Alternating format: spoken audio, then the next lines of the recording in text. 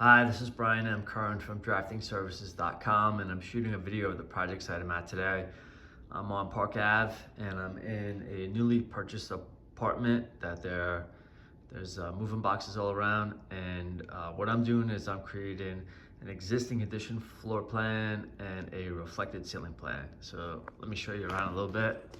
This is living room, dining, bar, kitchen, and then this is the back end of the house with basically a maid's room. And if we go back through, go this way, this is like an intermediary room next to the front foyer. That's the front door. This is a smoking room maybe.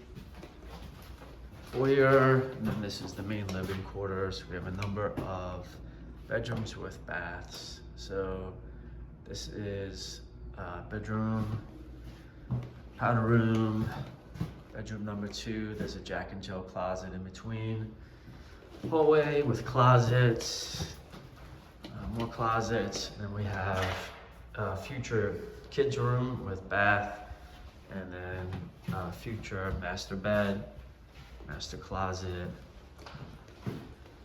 master bedroom, and then the master bath is in there. So if you're ever in need of existing addition drawings, then feel free to give me a ring anytime. Thank you for viewing my video, and have a fantastic day.